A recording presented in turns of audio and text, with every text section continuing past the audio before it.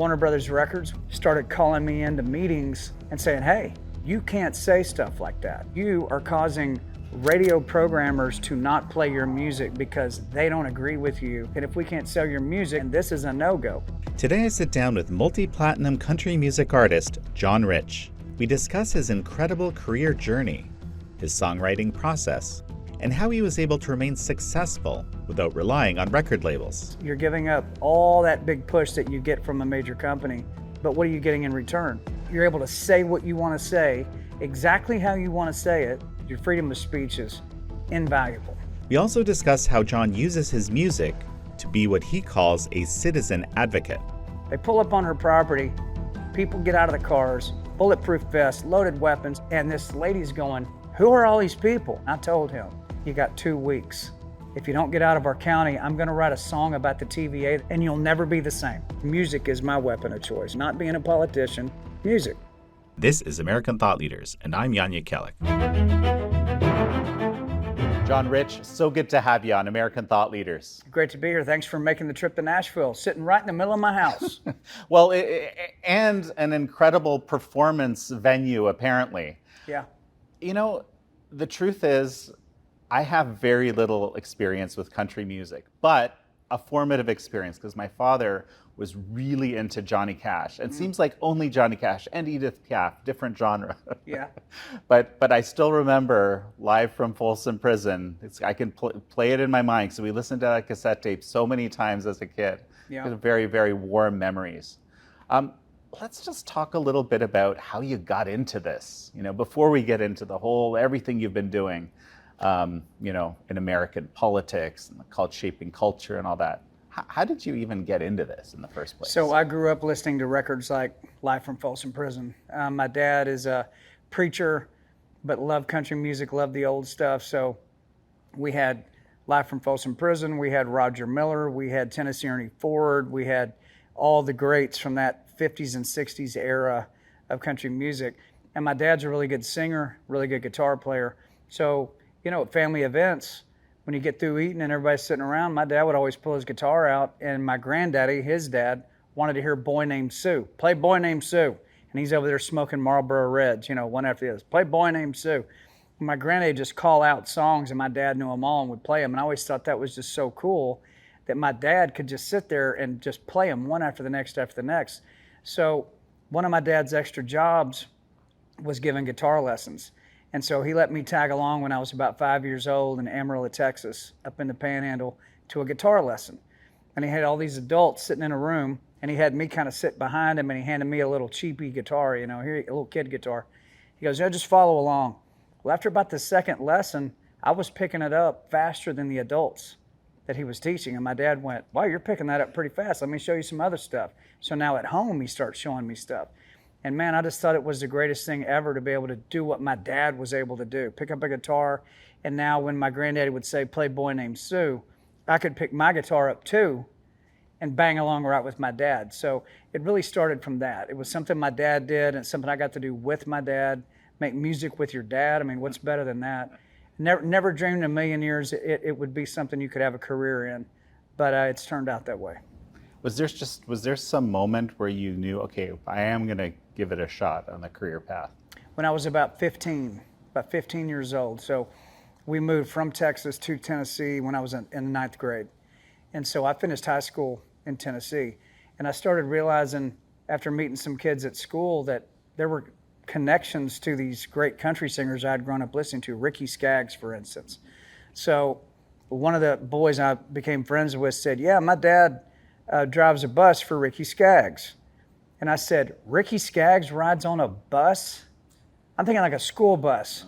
He goes, well, yeah, a tour bus. And I went, how different is that from a school bus? Like, I had no idea. He goes, it's like he lives on it. My dad drives it. I said, your dad knows Ricky Skaggs. He goes, he's been driving his bus for 10 years. And I realized at that moment I was within 35 or 40 miles from Music Row. I mean, from the epicenter of country music. And so the second I got my driver's license, I started driving into Nashville looking for talent contests, open mic nights, anything I could get in. I was too young to get in, but I would talk my way in. And I would say, I'll sit in the corner, I'll drink a glass of water, I just want to get up and sing.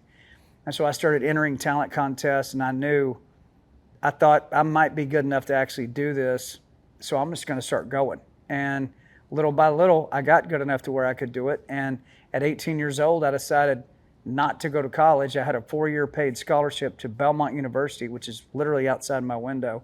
Really good school. My family doesn't come from money, so it wasn't like, my dad could stroke big checks to a college. So having it paid for was a really big deal. But instead of going to college, I decided to go on the road with a bunch of guys I'd met who were from Texas, who were a lot older than me, and go play Holiday Inn lounges, county rodeos, off-brand casinos, from Vancouver to Jacksonville, Florida, and everywhere in between, instead of going to college. And the reason I did that was because I wanted to play the Grand Ole Opry, I wanted to write hit country songs, and I wanted to be on country radio. Those are my goals. And I couldn't think of how college was going to help me get to that point. And so I took that risk, jumped into it, and was probably too dumb to realize how big of a risk that actually was. But it worked out. That band became Lonestar. That became a multi-platinum country act. So wrote my first #1 when I was 21 years old. I still remember when I first learned about the Grand Ole Opry, and this was Robin Williams live at the Met.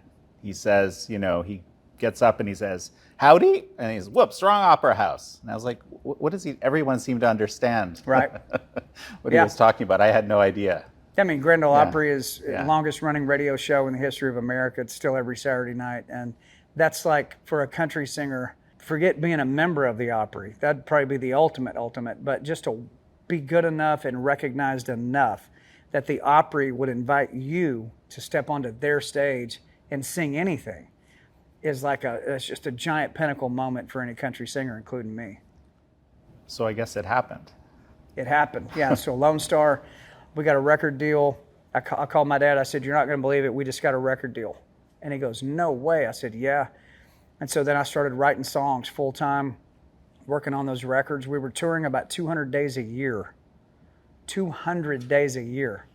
Hey, so that's sweat equity, right? That's what it takes. Yeah. Well, a lot of people in America that want to be a professional entertainer, they want to do it the easy way, or they don't want to do it at all. They want to either get discovered on YouTube, which nothing wrong with that, or they want to go win American Idol, nothing wrong with that either. But the vast majority of people that not only make it, but have long careers. You don't want to just make it for 5 years and then that's it. You want to make music the rest of your life if you really love it. It's not a hobby.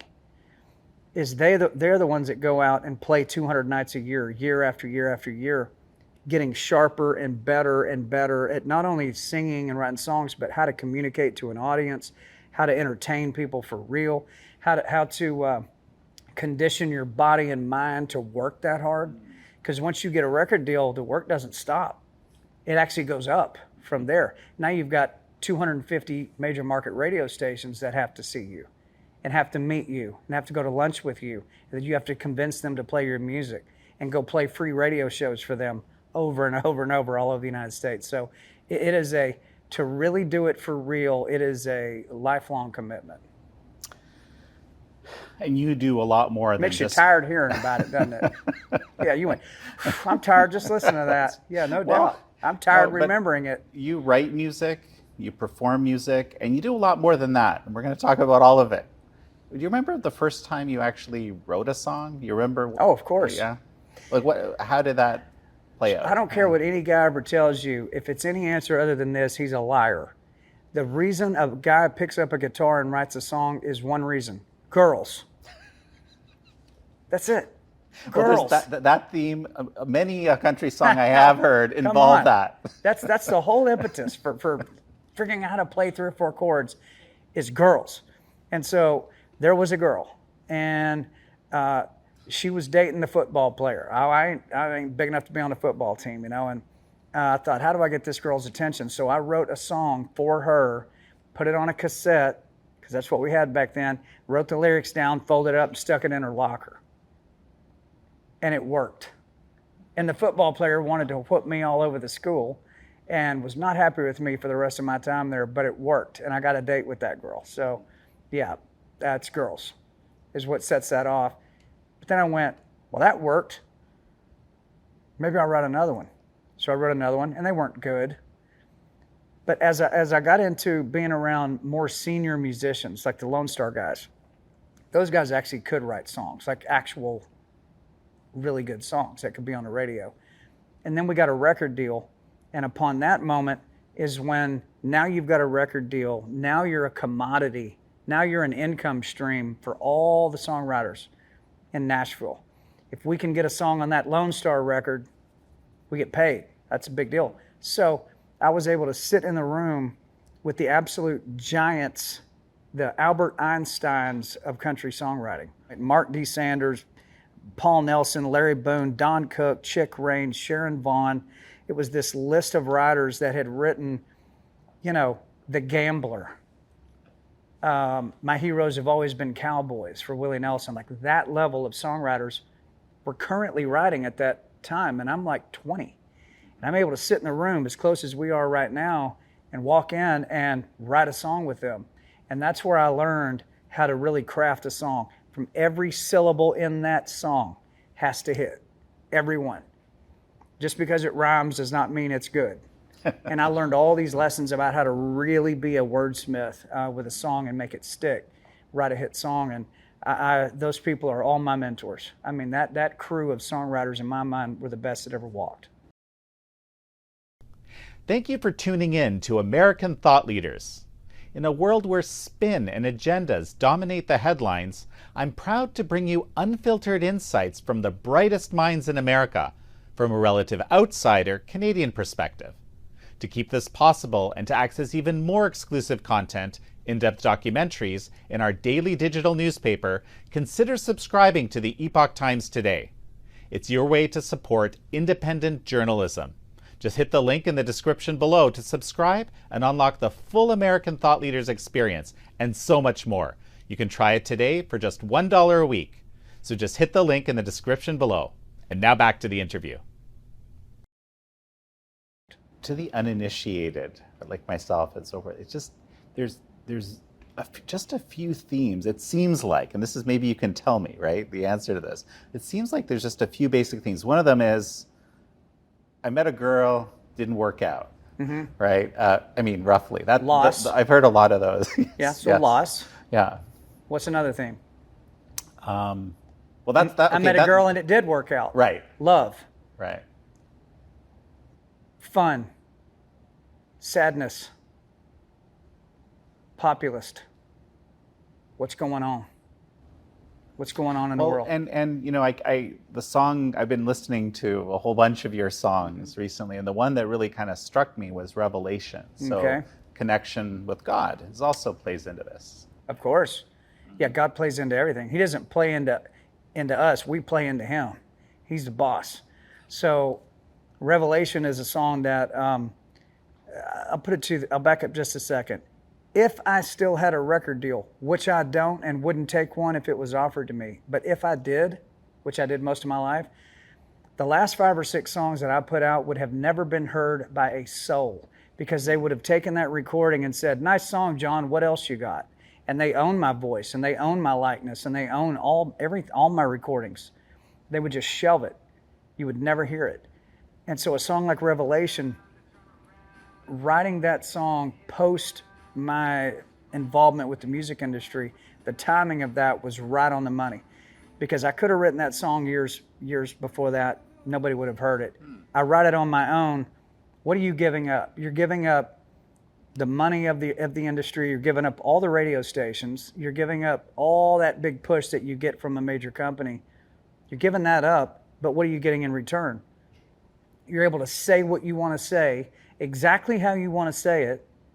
And one of the good things about tech, and most things I don't like about tech, but a good thing about tech is I don't need a record label now to get the word out about a new piece of music. I can literally just load it up myself, tell everybody, check this out. And if they like the song, they'll go get it. 4 out of my last 5 songs that I've released independently have been the #1 most downloaded songs on Apple Music. Not in country music, all genres. Yeah. All genres. And that's a feat that is only possible generally if you have a major record deal. But when you've got millions of people out here that hear a song like Revelation, they go, Where did that come from? Because I'm never going to hear that on the radio. How do I get that? They click it, they download that song, now they've got it. That's the magic of it. I would not go back if the biggest label, if Sony Records offered me all the money in the world and said, come back, I'd say no thank you, because your freedom of speech is invaluable, and I get to express it freely these days. Well, so this, I mean, it's remarkable. I mean, you had really written your own ticket, right? You were set, but you decided, and I mean, of course, this gave you the ability to say, no thanks anymore, right, folks. But tell me about that decision. Well, Warner Brothers Records, which was the last major label I was on, started calling me into meetings because they didn't like a comment that I made about a particular subject going on in America, going on in culture. Or they didn't like the fact that I did an interview with this conservative guy, or that I went on this conservative network, or whatever. And they started calling me in and saying, hey, you can't do interviews like that anymore. You can't say stuff like that anymore. I said, well, yes, I can. They go, no, you can't, because you are causing radio programmers to not play your music because they don't agree with you, and they're going to start blackballing you, and they were, off these radio stations. And if we can't get you played, we can't sell your music. And if we can't sell your music, we can't recoup all the money we've spent on you, and this is a no-go. So yes, you have to stop. And I said, it's not going to happen. And so after that back and forth of maybe a year or two, I was like, this ain't going to work. And they went, yeah, this ain't going to work. And we split ways. Now, at that point, me and Big Kenny of Big and Rich decided, well, we're not done. We've got a lot more songs in us. And so we just started our own record label, Big and Rich Records, hired our own promotion team, put our own money into it. And we scored 4 more top 10 singles on our own without a major record label. So that's where I saw that it was possible. What I'm doing now doesn't even involve country radio. They're not even in the loop, which is interesting because online consumption of music is just dwarfs terrestrial radio. Not even close. And that's the position I'm in now. Still a battle. Every time I put out a new song, I need people like you to come over and ask me about it, and let your audience hear about it. So I rely on a lot of people to help me get the word out, and I'm grateful you came. Can I get you to play a little bit of Revelation? Sure. Yeah. What is it that struck you about the song so much? If I can ask you, let me flip the interview around. What's the listener think? So, what's it about? The thing that struck me, I listened to a couple of songs. The other one, "Earth to God," feels to me more like something they would play at a Christian church, at a revivalist church, or something like that. But this song, the term that comes to my mind right now as you ask me, and I'm getting shivers up my spine about it, is reverence. I sensed deep reverence, which I appreciate. Yeah, there is deep reverence in it, and it is a subject basically about spiritual warfare, that everything you see happening in the world is just a physical manifestation of what's happening in the spirit. That's what the song is about. So if people haven't seen the video, I urge you to go watch it after you watch this interview. But just look up John Rich Revelation, YouTube, Rumble, anywhere, and you'll see it. But it basically shows the devil coming out of the woods in a ball of fire, and then it shows an angel coming down with a sword to battle him, and I'm standing in between the two of them because humanity is what they're fighting over. And this is laid out throughout the Bible, all the way from the Old Testament all the way to the end of the Bible, the New Testament. It talks about it over and over and over. And I'd never heard a song about that. And the way I saw the world going, this would have been a year and a half ago, I guess I wrote that song, was so tumultuous and so much evil walking right out into the spotlights with such arrogance that they no longer were hiding. It's like you can see it right there. There it is.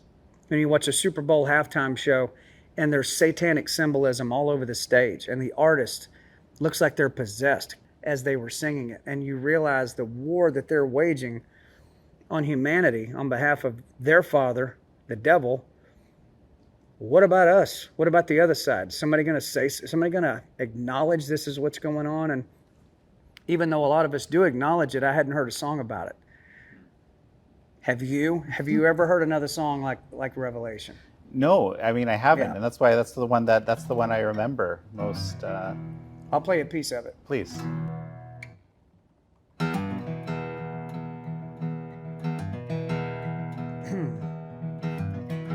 dancing in the flames. The people cursed his name, bowed at the altar of the father of lies. But there's a number to their days and all their evil ways. The Lord's gonna turn away from all their cries. Oh, revelation, I can feel it coming like a dark train running. Oh, get ready, 'cause the King is coming. The King is coming back again. So you're a Johnny Cash fan. Me too. But that's probably It's got a also little why Cash in it. It's probably, now that you're saying it, it reminds It's got me. some. It's right? got especially later Yeah. Johnny Cash. Yeah. You know, that song. When I go out and play concerts now, of all the songs I've had something to do with, by far that is the one that people come up and mention to me, just like you just did. Revelation, man, that song, wow. Because it's not even really a song. I mean, it's musical. But what I did is I took what it says in the Bible about this situation, just made it rhyme.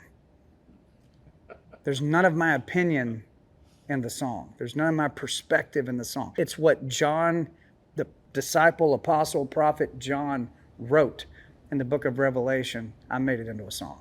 Well, I was going to say it. So it does have to rhyme in the end, right? What has to rhyme to be a song? Yes, but none of the statements made in the song are my statements. Right. That's what makes it different. Oh, that's fascinating. You know, you've written something to the tune of 2,000 songs. Right. I mean that's quite a prolific repertoire. If you figure an average song takes about 10 hours to write, 8 to 10 hours, and multiply that by over 2,000, that's a lot of time spent writing songs. But you know, out of those 2,000 plus, I've had 218 of them recorded by major artists. So I'm batting about 10%. How many of them do you actually perform? Of the 218, probably 60 or 70 of those. That's amazing. But then a lot of other artists started coming in. You know, when I was writing 150 plus songs a year for many, many years. And once Big and Rich music got popular, everybody started calling, going, hey, do you have more songs like that? I go, I got a whole catalog of songs like that nobody's cared about for a long time. Here you go. Here's 50 of them. And then, so for instance, Jason Aldean, he's a huge country artist, massive, plays football stadiums. Jason Aldean, before he had ever got a record deal, heard some of my songs, came to me and said, I really like your songs, man. If I ever get a record deal, I'd love to record a bunch of them. I said, man, go get you a record deal, you know? And he did. So on Aldean's first record, 7 out of his 10 songs, I was a writer on those songs. Almost the whole first record. Same thing with Gretchen Wilson, who wound up selling, 10 million plus records. So those songs were written when my phone was not ringing. Those songs were written when I had no deal, when I was damaged goods in the industry. And I've told people this many times in speaking engagements and when I'm meeting with people, I say, listen, when things are completely out of your control, things are happening in your life that are out of your control, you cannot stop it. You got to find something that you still can control, as simple as it may be, and control it well. I said that could be what you're eating every day. It could be how many phone calls am I going to make today to try to get a new job. It could be how many miles am I going to walk. Whatever it is, how many push-ups can I do today? For me, it was pencil, paper, and a guitar. I still have that. I can control that. And so I dove all the way into that and started writing just massive amount of songs where nobody cared about them. For all I knew, nobody'd ever hear these songs because nobody gave a damn about them at that point. I can promise you that. But 4 or 5 years down the road, Big and Rich takes off, and now the whole town, every producer in town, every artist is calling, and they started cutting them. That's remarkable. Yeah. You got to cut firewood before the winter hits, right? It's like the verse in Proverbs about the ant. It says the ant goes out and stores its food up in the summer. Because when the winter hits, there ain't no food to store up. So I've always kind of had that attitude. When things are down, that's when you make your bones, right there. That's when you stack up, preparing for success in the future.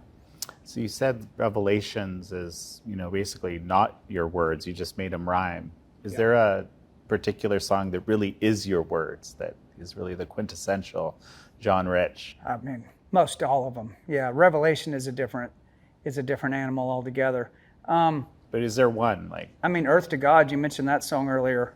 That song actually is being sang in churches all across the U.S. I get videos all the time from people. They'll go, look, this lady sang your song in our church last Sunday, and I'll look at the video and go, wow, I can't even believe it. This whole congregation knows the words to it. Never been on a country radio station, but it has made its way into tens of millions of people. That song was written in 2020. So you had in 2020, 2021, where you had the COVID lockdowns, and then here come the vaccine mandates, and then here comes people burning our cities down all across the U.S. It was horrible. And I look out the window and I go, I had this picture in my head of like an old World War II soldier sitting at one of those CB radios. Remember the old ones where it kind of comes up and the microphone's up here and it's got a button on it? Yeah.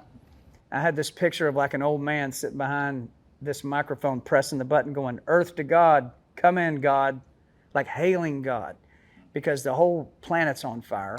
There's a pandemic going on. I mean, everything's upside down. And I thought, that'd be a good song to write. Earth to God, come in God. Because what does Earth want to hear God say back? This is God, come back Earth. And I had that thought and went, that is a massive thought. It's so simple, which again is another tenet of country music songwriting, is the simpler the better.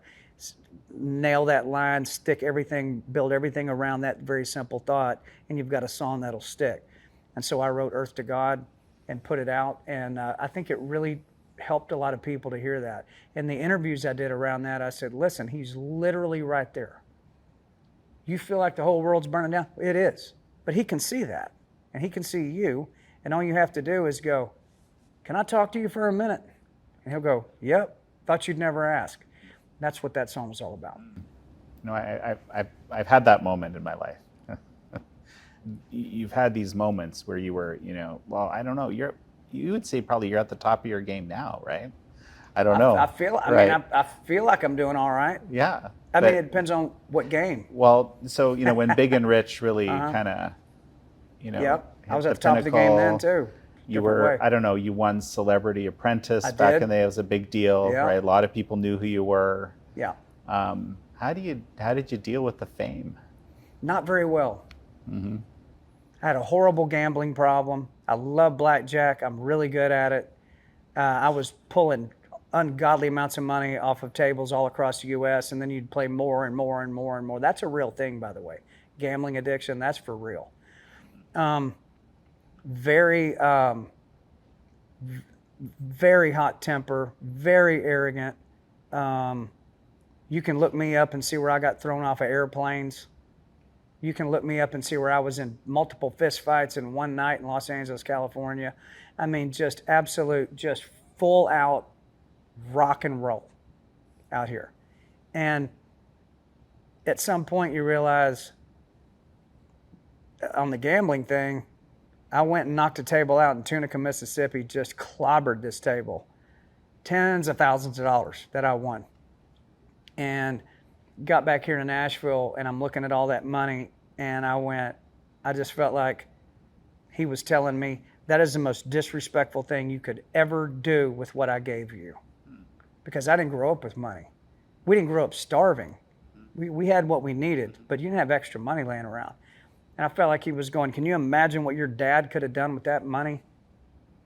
Like, that's what he was putting in my head, and I felt so guilty over living like that and mistreating and disrespecting what God had given me, that I'm going to go out here and throw this down on a stupid blackjack table.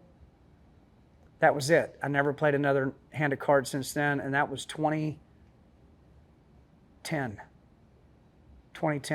And I have played a lot of places, thousands, where I could go play cards anytime I wanted. I refuse. I will never play cards ever again. It was absolute cold turkey, full stop. And that was the beginning of me starting to come back around and hearing him again, what he wanted me to actually do. Well, this is what I was thinking about as you were saying that. You know, you listened and you listened hard. It seems at that Well, moment. if you're lucky, God will only knock your teeth out. If you're unlucky, he'll knock your brains out. And I was lucky that he only knocked my teeth out. And he did several times, knocked me down hard, various ways.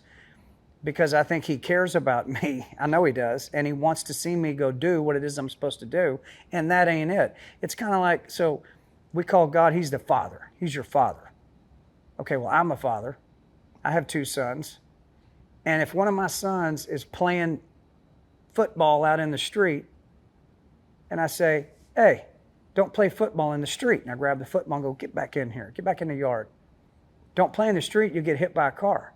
And the very next day, he's out there playing football again. Well, the punishment goes up and up and up. And I'm doing that because I don't want my son to get hit by a car. Because I want him to live his life out and become an old man someday and do what he's supposed to do. Not die at 9 or 10 years old playing football in the street. So eventually, if they won't listen, the punishments get worse and worse and more aggressive and drastic to try to break their will of doing something that's going to hurt them. And so that's how I look at my sons as a dad. Well, if we're created in God's image, that means he thinks like we think. He's just perfect at it. We're very imperfect. But it's the same thought process that he has towards us. So when I look back at the punishments over the years and the come to Jesus moments, I go, thanks for not taking me out. Thanks for not just erasing me. Thanks for only knocking a few molars out here and there and then fixing me back up. That's quite a thing to say, probably on an interview. You're not going to really hear preachers talk like that, but that's really how it works. Well, you know, it speaks to my own experience quite a bit, because I think probably I was somewhere in between the getting the teeth knocked out and the brains knocked out, and it was a really rough time in my life, but it ended up, when I look back, and I mean this sincerely, the best thing that ever happened to me. Sure. Because it shifted the trajectory in a really good way. It saved you from wasting the rest of your life, whatever that was going to be. 100%. I mean, look at Paul in the New Testament. I mean, so Paul was Saul, and Saul's whole job was working for the Romans, tracking down Christians and cutting their heads off. Like Roman candles, we get those on 4th of July. That was actually a thing. That came from back then when they take Christians, they bury them up to their neck, dump tar on their head and light them on fire. They call that a Roman candle. So Saul's whole job was to do that. I mean, he was just vicious. And then the road to Damascus, God knocked all his teeth out, smacked him so hard, and that was his last shot, and blinded him. We all know the story about the road to Damascus. And when Paul came to and could see again and hear again and think again, he went from Saul to Paul. And then he wrote half the New Testament after that. So that's how he operates. And so it's our job when he smacks you hard enough, you better listen, because I think it's a finite amount of times that he will give you those chances to turn around. Yeah, I want to talk a little bit more about like the fun. Yeah, there's a lot of fun. I mean, I'm just thinking of this the song "Offended." I'm offended. You're offended. Let's all get offended tonight. Yeah, another song about much more lighthearted, but yeah, all about just how ridiculous I found it to be that Americans were just literally offended and up in arms and horrified by any little thing that somebody would say or do or that would happen. And I remember, man, when I was growing up, it wasn't like that. I mean, when I was growing up, Archie Bunker was on TV. George Jefferson was on TV, right? And George Jefferson and Archie Bunker meeting up with each other and what they would say to each other, and everybody laughs at that because it's funny. Because they didn't hate each other. They were neighbors, but George, like, I don't know if I like you because you're black, and he's going, I don't know if I like you because you're white, but they still had dinner together and hung out. And it was a microcosm of America at that time, and nobody got offended, and nobody had a protest, and nobody did anything. They just went, yeah, well, that's how a lot of people are those days, back then. So today, just fast forward up, somebody's waving an American flag, and you're a Nazi. And on the other side, somebody's burning flags. Somebody, they're now taking it to these extremes. And so I wrote this silly song called I'm Offended. I'm offended that you're offended. Let's all get offended tonight. I'll order us a beer. We can sit down right here and scream and yell and cuss and fuss and fight. Do. And it's like this goofball song that actually makes a pretty serious point. Can I get you to give me a little bit of that with the guitar? Let's see. Because you just gave it to me without. It seems like these days, no matter what you say, someone's losing their ever-loving mind. It's like they're looking for a reason to have their fragile feelings hurt every single time. My country truck, I gas it up. You got your fancy Tesla hooked up to a plug. I know you're mad, you think I'm bad, 'cause I'm breathing free at last and you're still stuck behind your mask and I'm offended. You're offended. Let's all get offended tonight. I'll order us a beer. We can sit down right here and scream and yell and cuss and fuss and fight. Right? It's fantastic. Spot on. And there's a moment in the music video where the guys, I expecting the guys are going to fight, but they don't. They just kind of. They wind up. They kind of make up. Yeah, okay. They click their beers. Yeah. Yeah, the video's hilarious. Mike, all these girls get in a fight. You've got girls with like nose rings and purple hair, and then country girls with cowboy hats and ball caps. They get in a fight, and Mike Lindell walks in and with a referee's uniform, blowing a whistle and throwing a flag. I basically just mocked the whole culture of offensive culture. I just mocked it, and people really liked it. Gave everybody a good laugh. You have quite a bit of range, all the way from, putting the Bible to song, to something like this. Well, country music is a reflection of life, and life is the complete range. That's what I love about country music. You can literally write about any subject you want to. That's different than pop. That's different than a lot of other genres where country music is life put to paper. And so, yeah, sometimes it's fun, sometimes it's sad, sometimes it's serious, sometimes it's making fun of something like I'm offended. And that's what I love about it. I can write anything I want. Well, so before I ask you about the next song, which I have on my mind right now, is one that you're just about to launch.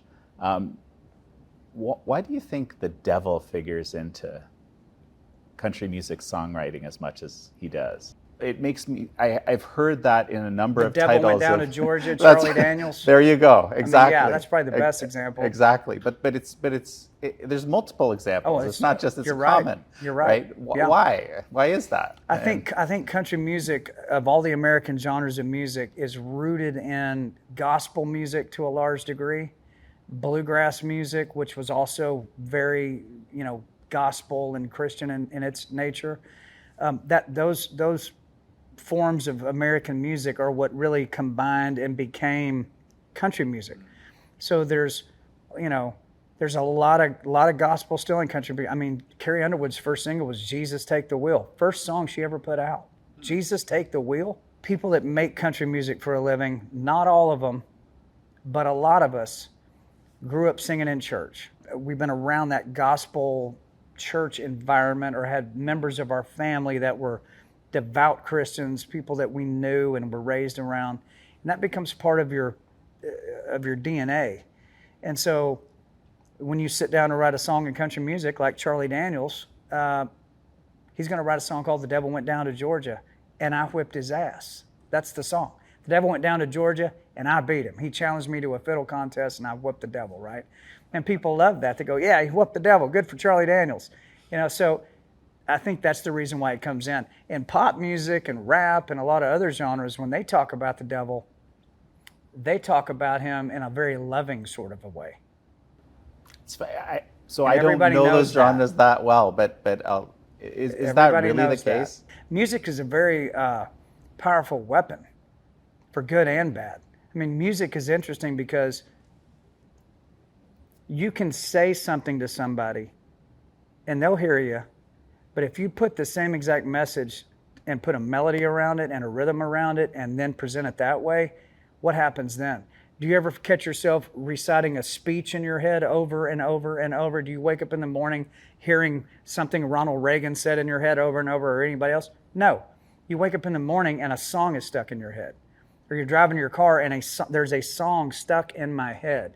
Like, music is very powerful. I don't know the spiritual elements of it, but it's able to bypass the physical and get right into the soul of someone.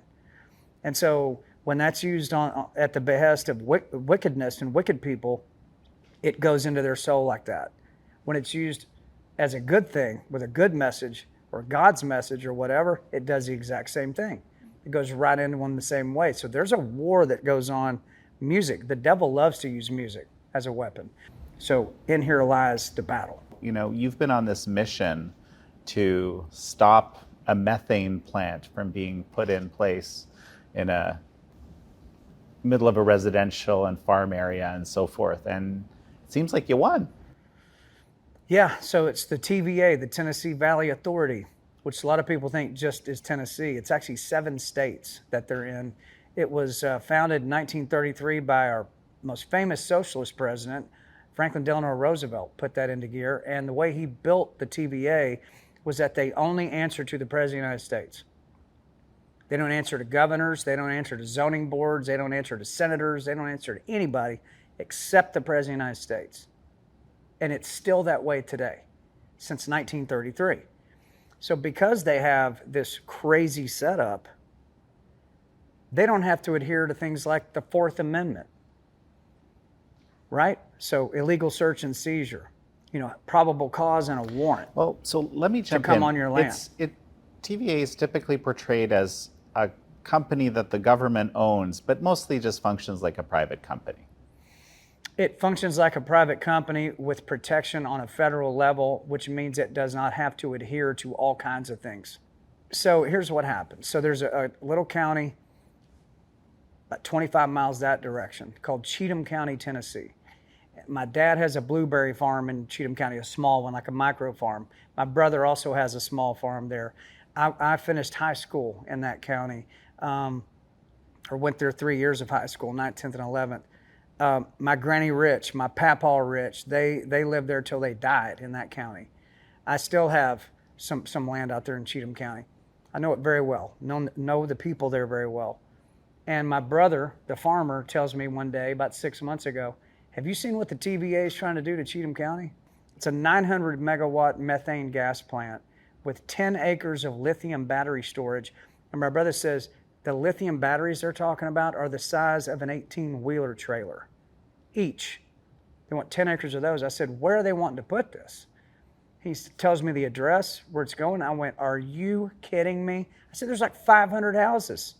Like, that's right on top of neighborhoods. I said, aren't there like 3 schools right there? He goes, there's 5 schools within 5 miles of where this is going in. And he said, and the main water supply to Aston City and Pleasant View, which are the 2 towns in that county, they're literally going to go right through that and run their gas pipelines under the water source and tear up about 6,000 acres of farmland. I said, what? I just could not believe it. He said, yeah, and even worse than that, he said, they're showing up with bulletproof vests and loaded weapons on farmers' properties and demanding access to their property. I said, the TVA has a task force? He said, yeah, they look like the ATF when they come walking up on your property. I said, okay, can you connect me to somebody who has encountered this? Because I want to hear this firsthand. He goes, yeah, I'll hook you up with some guys. So I started going out and doing interviews with people on their front porches.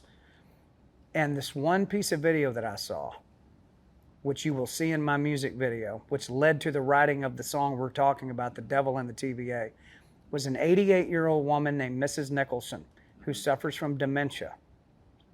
And the TVA pulled up on her farm. She's been living, that land has been in her family over a century. It's called a century farm. They pull up on her property, 12 vehicles deep.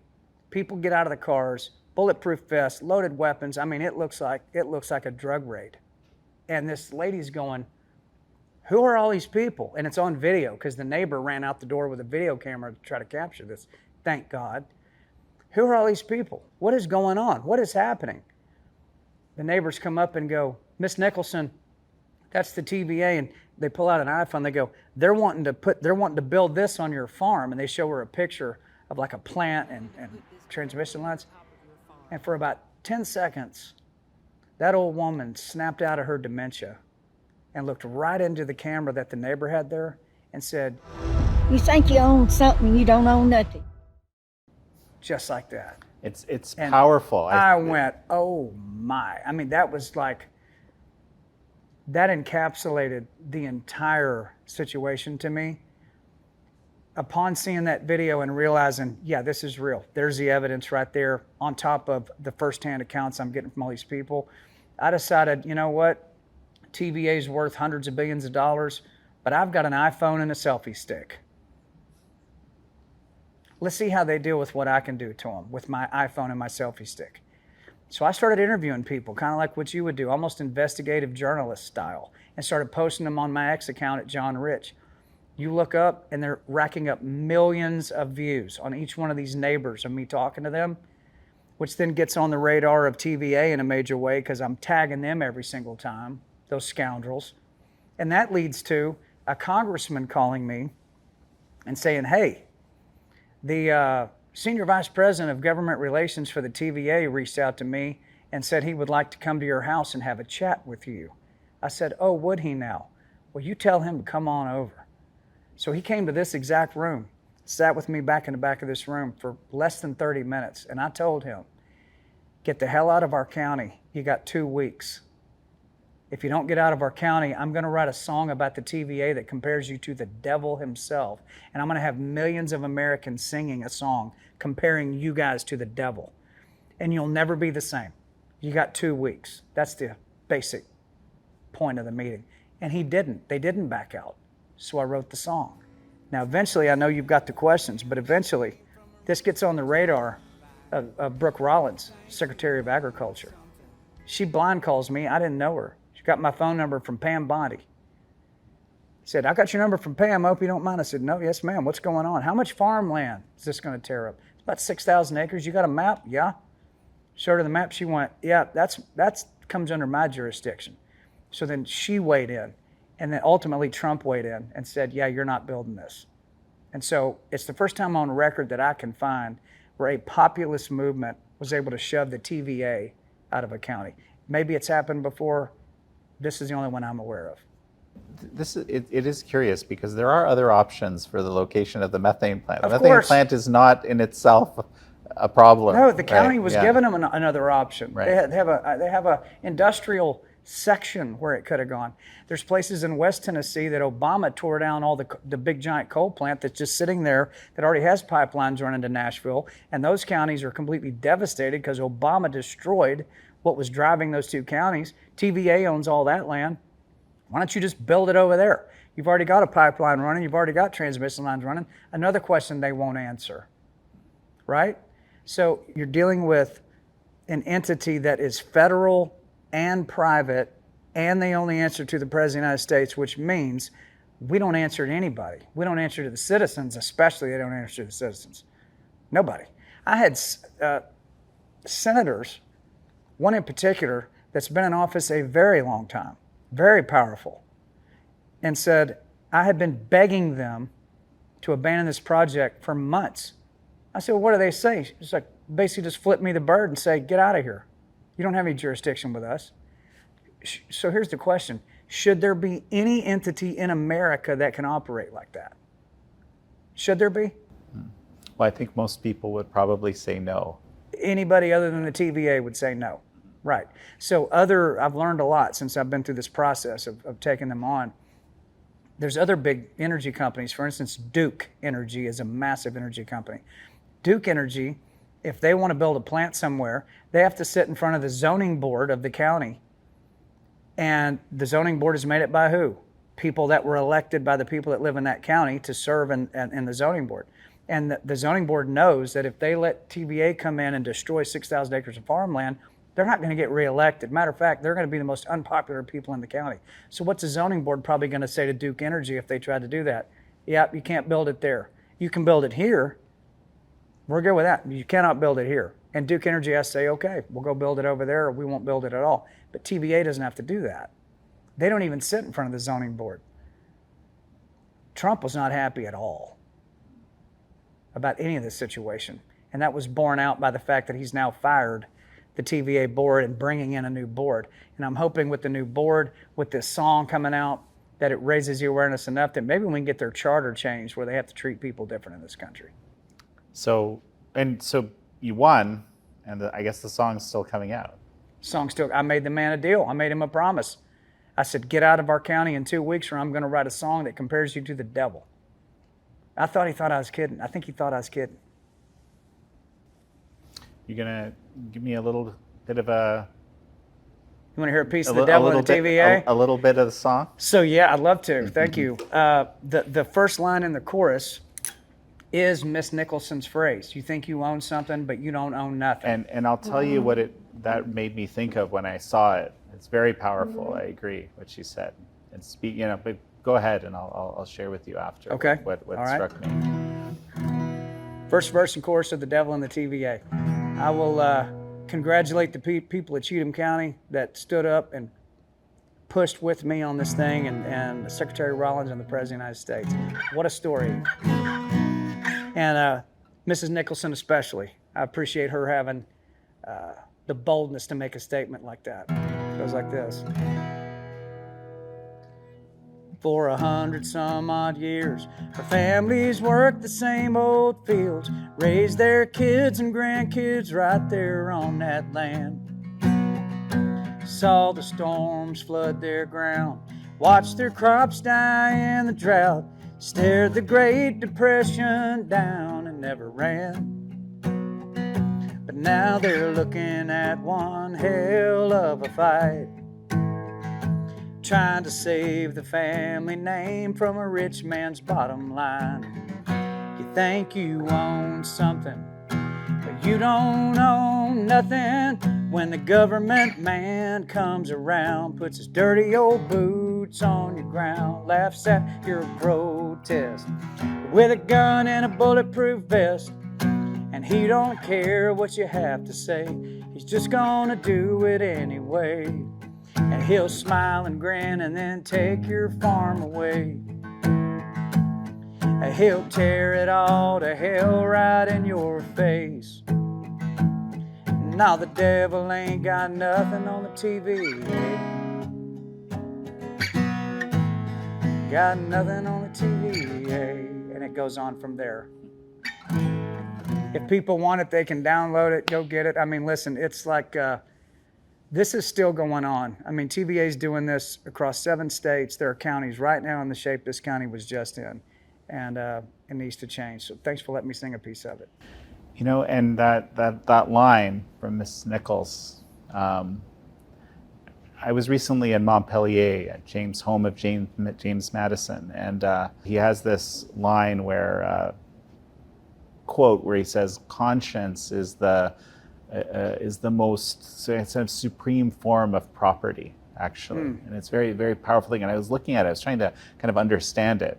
And then it got me thinking about how central private property is actually to freedom.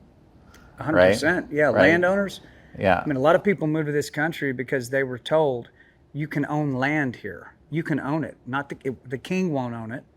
You own it. If you come out here and develop this land, homestead this land, you can actually own land in America. And they went, let's go. And you exercise agency over that. I mean, Yes. it's a, and we just don't think about these things because we've had them for so many years, Yeah. right? In liberal democracies, right? And this is not something she bought last year. Been in her family for over a century. And here's men with guns and bulletproof vests telling her that they're coming on her property to tear it all to smithereens, then condemn it, then offer her 10 cents on the dollar. Get out. There's nothing American about that at all. And I'm really grateful to President Trump, Secretary Rollins, who felt the exact same way. And I hope this new board that comes in, I'm actually petitioning the president right now to give me a presidentially appointed position as a citizen advocate, where when I find egregious things going on, like what happened in Cheatham County, I can go to him first and explain to him the situation, have a remedy for the situation, and if he agrees, have him sign off on it, and then go to that place, whether it's a TVA or whoever, and say, the president would like to see this happen, and drop it on their desk. and see if we can throw a shield up around the American citizens. I understand things have to be built, but there's a right way and a wrong way to deal with citizens. You don't step on their constitutional rights and take American property from an American landowner. And there's a precedent for this. I mean, for example, in the FDA, there's all citizen advocates on many of those panels IRS. and boards, right? Right. Right. There is a precedent for it. Yeah. I've heard the word ombudsman used, and I said, yeah, it's kind of like that, except I would be more proactive. You know what I mean? Like, I like the position I'm in these days. I've been asked to run for governor of this state. I've been asked to run for District 7 in Congress. I've been asked to run for Senate seats, mayor, all kinds of things. All the time I get asked. And I say, it does not interest me. Number one, I don't want to spend my life hanging around politicians. That's number one. But number two, where can I be the most effective? Because the people I really care about that are getting beat up out here, they don't live in just one district or one state or one place. It's happening to people all over the place. You know, I come from blue collar Texas. I'm a high school graduate. You know, I mean, I'm just a regular guy that has done irregular things in my life, but my brain still works like that. And those are my people. And I identify with those people. I know how they think. I know where they came from. I know what their daily life is like. I know what they care about. I know what they don't like. Those are my relatives. My American relatives is how I look at them.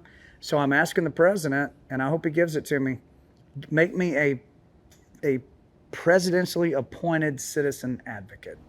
Would that be a cool thing? I think they're blessed to have you here. Well, I would be happy to serve in that position. So we both know Kash Patel. Yeah. And I remember he told me a while back that he was a country music guy, which was kind of shocking to me. You know, kind of an Indian guy from Long Island is not the immediate person you imagine as being the country music fan. It goes to show how little I know, right? And he was thrilled to discover at one point that he had a fan in you. And I just wanted you to tell me, like, how you guys actually got connected and how that moment looked. So I had followed Kash for a little while, probably started around the 2020 era with the election and COVID and all that stuff. And I was watching Devin Nunes, and I heard him mention Kash Patel, and I went, who's Kash Patel? And then I started seeing Kash pop up, mainly on Rumble at that point. And I went, this guy's scrappy. I like this guy. Like, I identify with that attitude all day long. So then I started following him. Then True Social came around. So I followed Kash Patel on True Social. And then he followed me. I went, okay, maybe he's a country music fan. I don't know. I talked to Devin Nunes, and I said, I'd love to meet Kash someday. That'd be great. He goes, you know what? We'll come to Nashville and let's do something at your house. I said, that'd be great. What do you want to do? He goes, you know, how about like a True Social Rumble party at your house? Like, just bring all the influencers from True Social and Rumble to your house. Maybe you could jump up and play a song. I said, yeah, that'd be great. So as we're planning that out, Kash is then writing his book, The Plot Against the King. And at this point, now we're connected. And Kash says, I need a theme song for this book. Can you write a theme song about the plot against the king? And so I got online, because we're on lockdowns at this point. Got online with a couple other big songwriters, Vicky McGehee and Jeffrey Steele, and we wrote a song called The Plot Against the King. And then when they all came here, Kash was standing right behind me on that stage singing, which he's not a very good singer, and he'll tell you that. But that wasn't the point. And we're all up there singing The Plot Against the King here at the house. He's, since then become an actual friend of mine. So we don't talk all the time. He's a pretty busy guy, but every week or two, we'll text each other, how's it going, what's happening, and hang in there. I can't even imagine what him and Bongino have learned since they've had those jobs. Dan's another guy I've known for a very long time.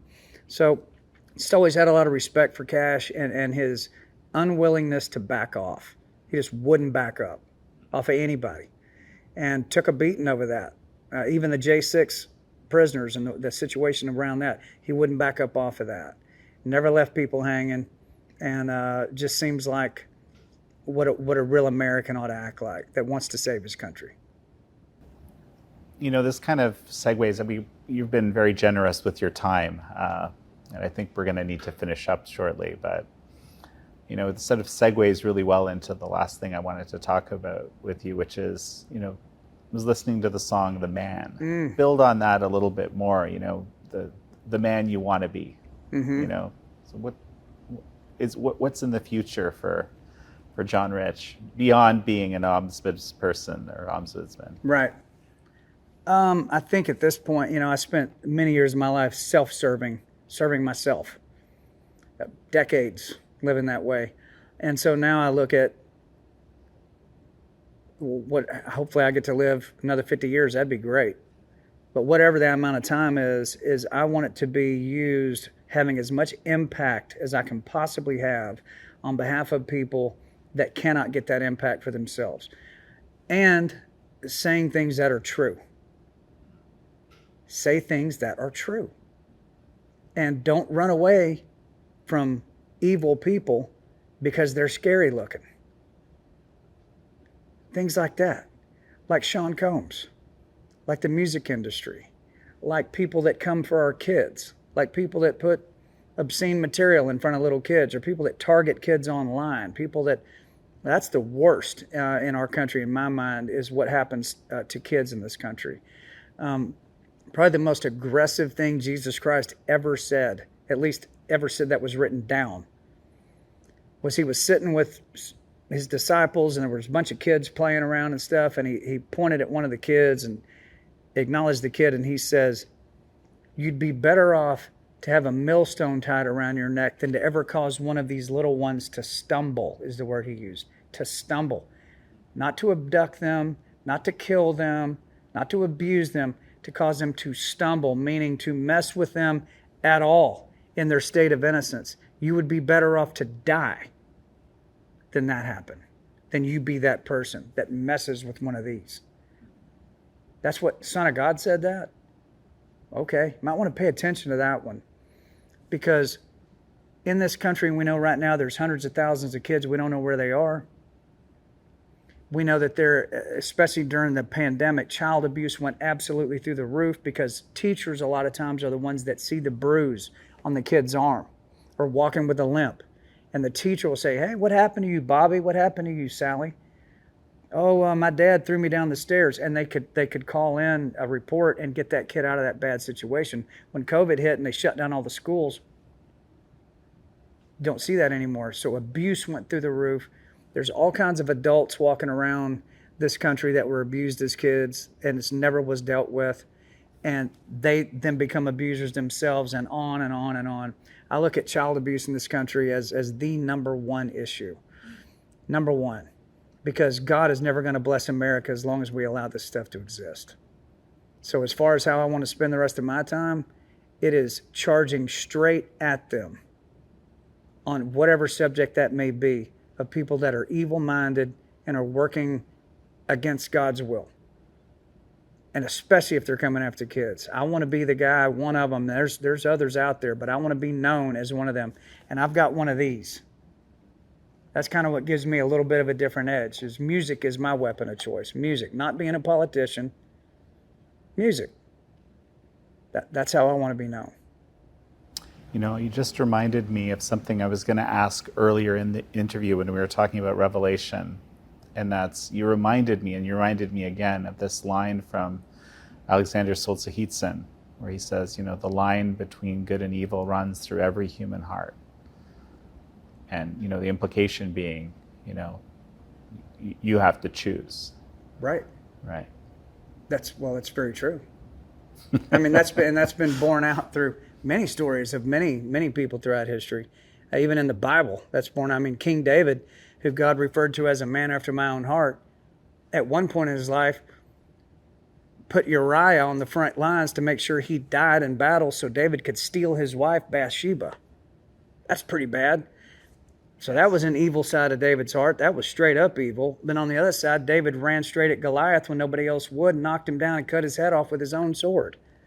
So that statement is absolutely spot on. And human beings, let's cap it with this. Human beings are not capable of not being evil unless they have God in them. The only way you're not an evil individual, because it's all in you. You are sin. You're born into sin. is that you gotta ask Jesus Christ to become the Lord of your life and turn your life over to Him. Then He comes in, and then He overrides those evil intuitions. Then you do what He wants you to do. You carry out His will, not the will of the wicked. That's it. That's the only reason I'm not a bad guy, because I'd be a nasty bad guy. Instead, I'm a nasty good guy. I want to be a good guy and have impact. When you know where you're going when you die, that gives you a lot of confidence to run straight at them. Because what are you going to do to me? What's the worst thing you can do? Kill me, right? Kill somebody. And what happens then? I mean, don't threaten me with a good time. I mean, that's going to be the best day of your life. So I view it like that. I think anything less than that attitude is probably not going to win the fight. Well, John Rich, it's such a pleasure to have had you on the show. I appreciate you coming to the house. I've followed your organization a long time, and I'm still learning more about it even as of today as we were talking off camera. So you guys keep up the great work. You're very important to American culture, what you guys are doing. Thank you so very much. Yes, sir. Thank you. This room back here, this is kind of where I write a lot of the songs. The Man, like what? What is that about? So the song The Man is a song I wrote about a month after my granddaddy died. World War II vet, he suffered multiple Purple Hearts. So when he died, I thought, man, I got to write a song about him. So a month later, I wrote The Man. It is the history of his service in World War II in a song. But it's actually become kind of a calling card song for all kinds of vets and even active duty. Well, he stormed a lot of beaches, slept in jungles with the leeches. He saw things a young man should never see. So this wall is made up of all retired guitars of mine. So at the very end, that was my very first. I told you my dad gave me a little kid guitar to learn on. That's that. it? Yep, 1979. I amazing. was 5 years old. This is really where we sit down and write. So this whole thing up here is a collection of lyrics. So we talked about, for instance, The Devil Went Down to Georgia. So I would ask friends of mine like Charlie Daniels, hey, can you write down the words to Devil Went Down to Georgia? Look how many words in that song. It probably took him 2 hours to write that. But he wrote it, signed it, dated it. I've got like Lee Greenwood's God Bless USA is up there, and just all kinds of country songs that I personally like. Incredible. When I write, I like to sit in here with those lyrics on the wall, because it makes me understand I might be a pretty good songwriter, but I haven't written that one yet. I haven't written God Bless the USA yet. Like there's still higher ranks to go on the creative side in writing songs. And I try not to compare myself to who I'm competing with today. I go, no, I'm competing with Johnny Cash. And as long as you're competing with Johnny Cash, you'll never stop pushing because you're never going to beat him.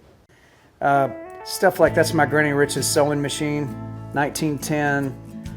She ran her own business, so she was 88 by herself as an alterations expert. And she'd have her ashtray sitting there, and she'd smoke Marlboro Reds and fix people's clothes. And, you know, when she was in her late 80s, I said, Granny, why are you still working 30, 40 hours a week? And she would get offended by that question. She'd go, why am I still working? I go, yeah. She goes, because I can, and that's what you're supposed to do when you live in this country. That's just as American as it gets. If you like what you just saw, subscribe to the Epoch Times and support independent journalism. Just hit the link below, and we'll see you next time.